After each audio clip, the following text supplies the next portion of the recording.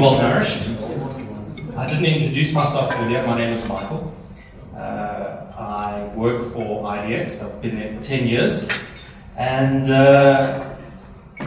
when we did the dry run of our presentations earlier this week, we thought it would be a good opportunity for us to try and give an explanation of what IDX actually does. How many of you use IDX? But your perspective or view of IDX might be just we do network callouts, or we just do training, or we only sell gateways. But I want to try and use a metaphor of a cake, a multi-layered cake, which explains what IDX does as an introduction to the presentations that are going to follow, and where everything fits in, and maybe you'll discover something that would be of use to you. So, the cake, in my metaphor, is your plant, your process, or whatever it is that you need to make your product.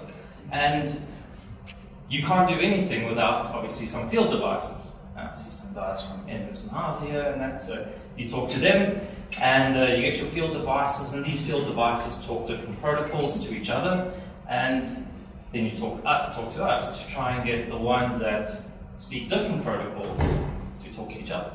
Yeah. So IDX aims to be this frosting that helps bind these devices together. And we do a lot of stuff. We work in that space quite a bit. So converting protocols, getting devices to talk to each other, and making that communication reliable with repeaters, hubs, monitoring the devices, getting that information all the way up into the cloud. Sometimes it doesn't go directly into the cloud. Typically you have your control systems above that, so your control system layer, your DCS, PLCs. We still have these protocols, and again, IDX, we're able to get data connectivity between these systems, and down the layers and up the layers. The next layer are your supervisory systems, your SCADA systems, and advanced process control. Again, data connectivity between these and to the layers above and below. Typically that data then ends up in a historian, in your information management systems. So if you use Pi, IDX actually has a historian.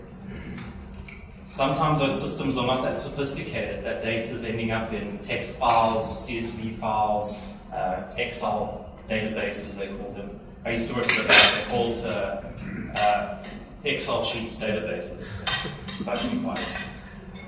And then we see new protocols popping up as well, like OPC up in these layers.